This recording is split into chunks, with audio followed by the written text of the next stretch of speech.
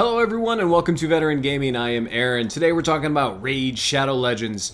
If you guys have been following the channel, you know that I took on a 1-month trial or so of Raid because I played back in the day, never really got into it, but I wanted to try to kick it off again, see if it's something I enjoy playing, and man, has the game changed and a lot of it is for the better. Go on. I am significantly farther in this first month than I ever was on my initial trial, and that's mainly down to this wonderful, well, I was gonna say being, but I'm not sure what he is, but the Ultimate Death Knight here has absolutely changed the game for somebody who is new and wants to get into Raid. He's given as a login reward. You see these different colored stars here, which means he's ascended, he's more powerful, and that was from a promo code. So they're just really giving you the ability to unlock way more of this game than we ever had back when the game started. Back in my day. I'm just gonna go ahead and kind of walk you through some of the things I've been able to do. I guess I should check out his partner in crime real quick. The fully ascended 6-star Kale here is my farmer. He's my main damage dealer, and then my tank defense-based legendary here is what really helps him stay alive long enough to just burn everybody down. In campaign, I've cleared all the way out of the modes normal, hard, and brutal, and I'm dabbling in nightmare a little bit. It's not really that essential. Brutal is where you want to do all your farming, so that's where I've kind of focused. But I did get some nice sacred shards, which gave me a couple of epics when I was able to clear those zones, which is amazing. And the Ultimate Death Knight is just absolutely smashing this stuff. I don't even have him completely configured correctly, and I'm already up to stage 15 out of 20 with him, and I've been playing this game a month. I mean, I haven't done some of these in a long time since I don't need them, but stage 10 in Dragon is cruising. Ice Golem, I could probably push higher there if I wanted to. Some of these other ones, I'm not entirely sure. Yeah, Void's all the way up, getting up to 10, so significantly farther in a lot of these dungeons than I ever was when I played for months going into this game the very first time. Faction Wars, I'm significantly deeper just because of a little bit different style here. I mean, I've already cleared a boss, and I think in 3 or 4 months the first time I tried this, I didn't get anywhere near clearing a boss, and that's not even with my legendary character or my Kale.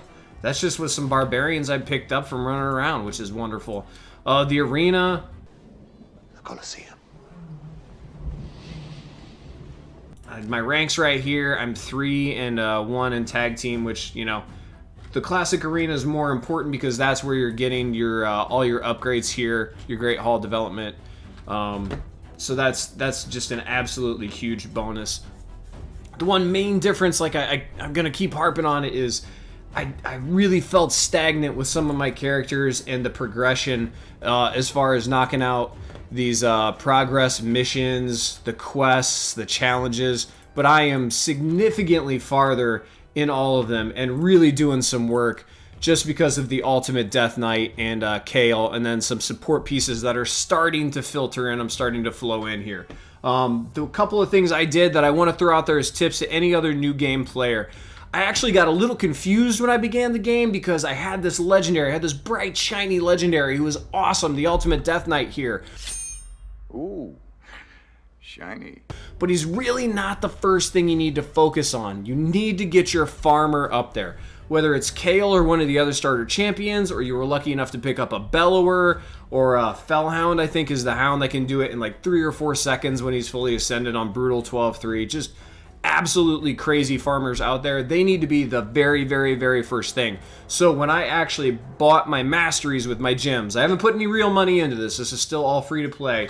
But when I used my built up gems to get my masteries, I actually put them into the Ultimate Death Knight, and I leveled him, I think, to 50 before I got Kale up there, which was kind of a mistake looking back. I should have focused on getting Kale all his masteries so that I could farm more quickly and more easily, which helps you create food and helps you get everybody else up there.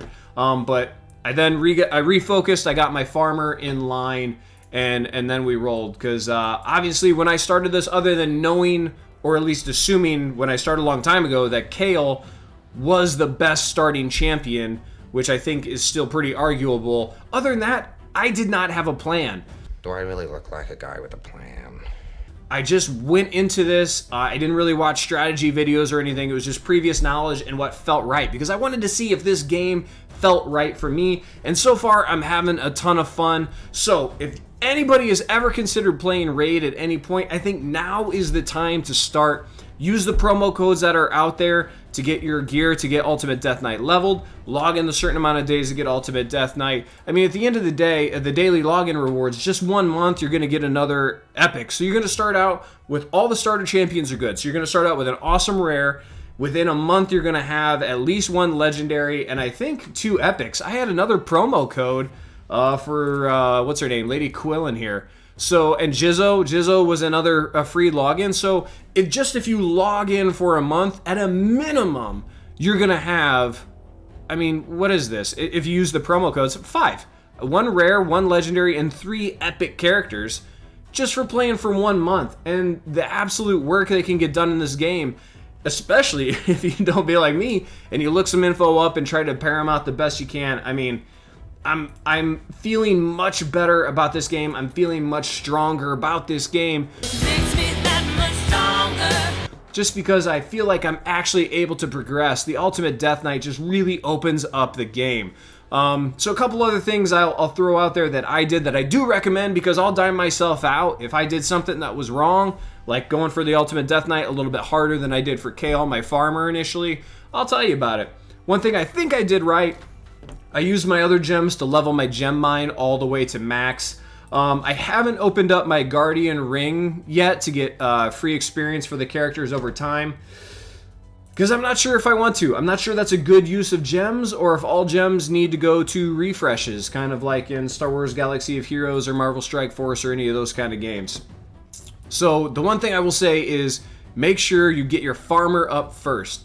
Then stay up with your progress missions, because they're giving you a lot of energy rewards, and they're giving you a lot of, let's see, find one maybe.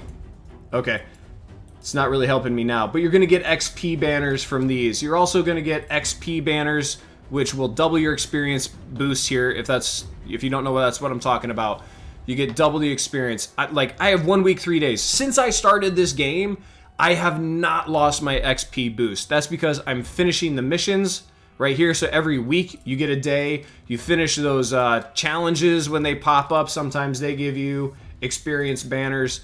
There's just a bunch of different ways. The Clan v Clan, when you're getting into that, they can drop some experience boost too. So like I said, I've been playing this for an entire month. I've never lost the experience boost, which helps a whole lot, which is another reason you need to get your farmer all the way up immediately. So if you guys have any questions about what I did to get this far in the first month other than straight grinding, and it does take effort, guys, I'm not gonna lie to you about that. It does take some time on the game to get up here.